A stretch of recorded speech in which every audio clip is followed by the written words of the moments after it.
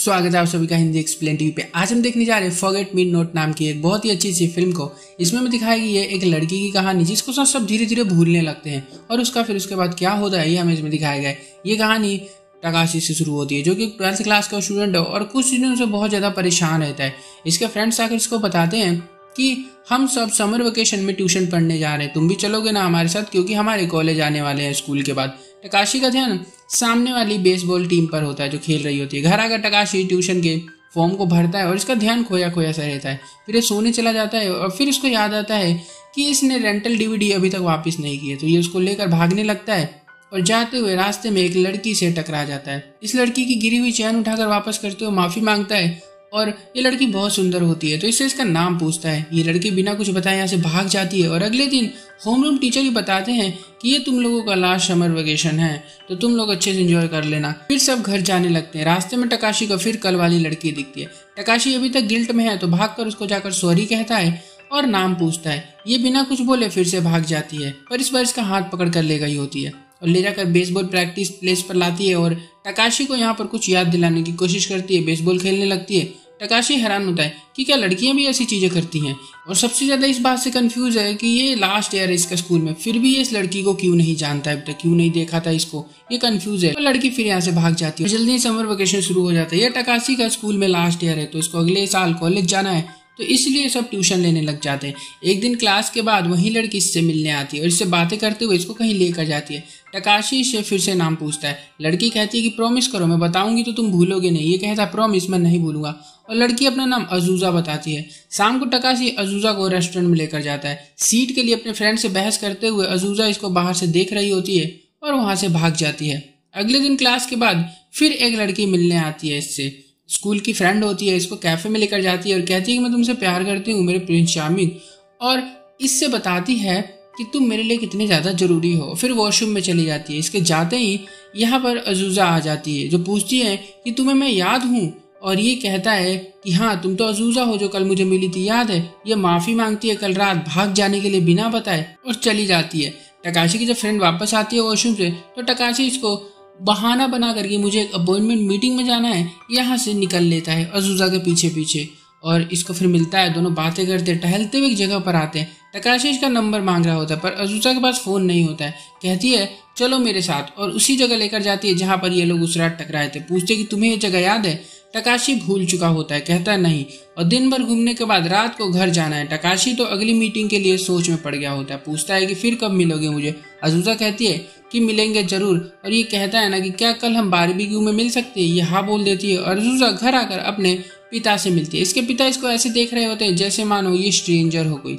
अगले दिन Takeshi barbecue आया होता है अपने दोस्तों के साथ। सोच रहा होता है कुछ बैठे बैठे कि मैं कुछ भूला तो नहीं ना, और फिर इतने में अपने फ्रेंड के साथ मस्ती भी करने लगता है। अजूजा आ जाती है वाटरमेलन लेकर। तकाशी इसे देख के हैरान है। अपने दोस्तों से बताता है कि ये लड़की भी हमारे स्कूल में पढ़ती है, तुम सबने इसको देखा। इसके फ्रेंड कहते नहीं, हमने तो इसको कभी नहीं देखा। अजूजा ये सुनकर फिर से भाग जाती है यहाँ से। तकाशी उसके पीछे पीछे भागता है और पूछता है कि यहाँ पर क्यों आई थी तुम मेरे पास। ये कहती है कि तुमने ही तो कल मुझे बुलाया था।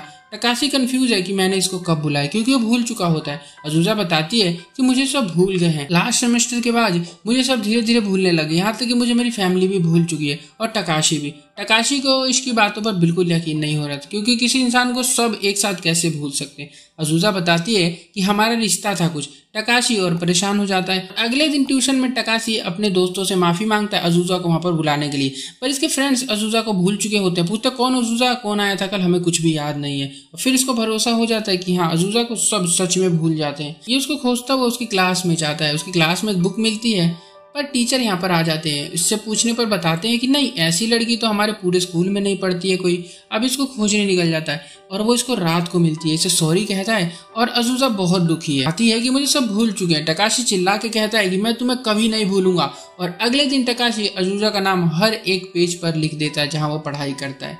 दूसरी तरफ अजूजा नर्सिंग होम में वॉलंटियर का काम करने लग गई होती है।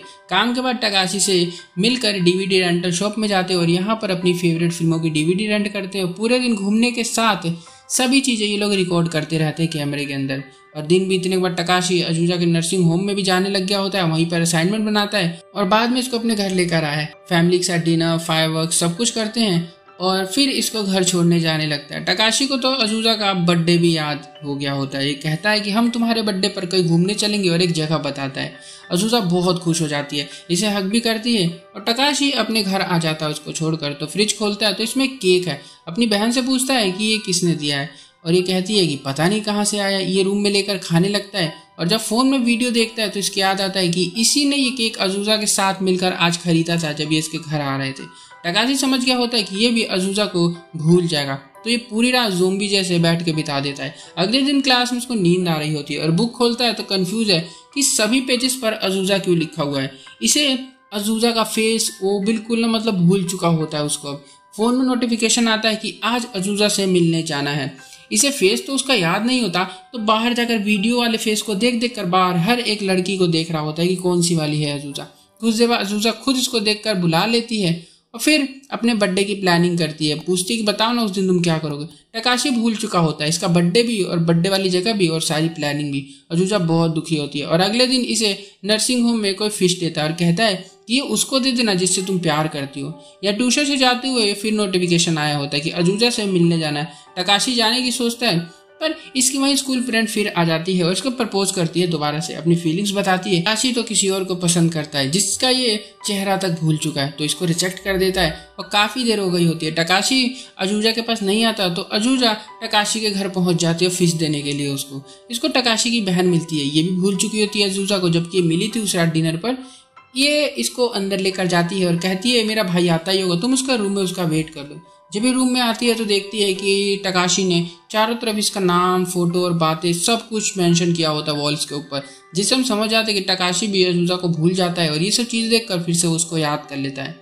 अब फोटो और इतने सारे नोट्स देखकर नहीं रोने लग जाती है कि क्या हो गया और यहाँ से भाग जाती है। तकाशी जब घर आता है तो इसके रूम में सभी फोटोज एंड नोट्स बाकी सारी चीजें रिमूव होती है, कुछ नहीं है। ये मतलब अजूजा को अब याद कर ही नहीं पाएगा। अजूजा भी अब टेंशन में है क्योंकि इसके पिता पर बहुत लोन आ गया और उन्होंने सब कुछ यहाँ पे बेच दिया और ये लोग किसी दूसरी सिटी में शिफ्ट हो रहे होते हैं।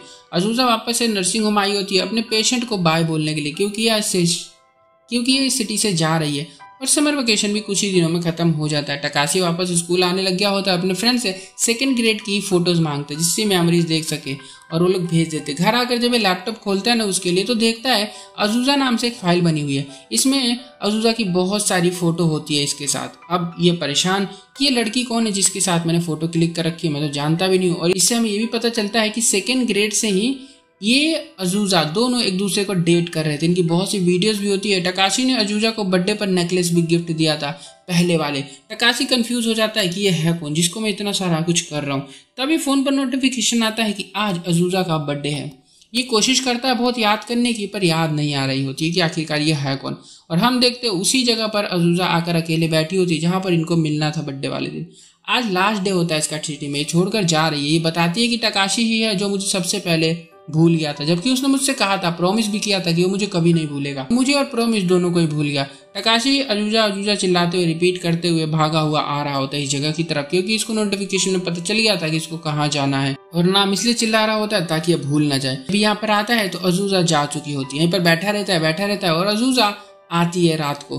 तकाशी को याद नहीं अजूजा दिखती कैसी है, तो अजूजा कोई और बनकर इससे बात करती है और बताती है कि अजूजा यहाँ पर नहीं आएगी, तुम चले जाओ, सैड मत हो। पर ये वहां बैठकर और ज्यादा दुखी होने लग जाता है। इसका फोन गिरता है, जब फोन उठाता है तो उसके फोन में इसकी और अजूजा के पीछे फोटो लगी होती है, जिससे समझ जाता है कि जो भी लड़की आई थी वही अजूजा थी और उसको खोजने के लिए भागता है, चिल्लाता है पर अंधेरा हो चुका था और अजूजा यहाँ से अब जा चुकी है और वो बहुत चिल्लाता है पर वो उसको नहीं मिलती क्योंकि वो अब सिटी छोड़कर जा चुकी और यहाँ पर ये फिल्म जो है खत्म हो जाती है।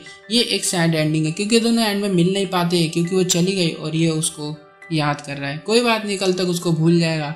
और यही था जो इस फिल्म के अंदर था। वीडियो अच्छी लगी तो वीडियो को लाइक जरूर करना, चैनल को सब्सक्राइब कर दो। वीडियो को देखने के लिए मिलता हूं, तब तक के लिए बाय।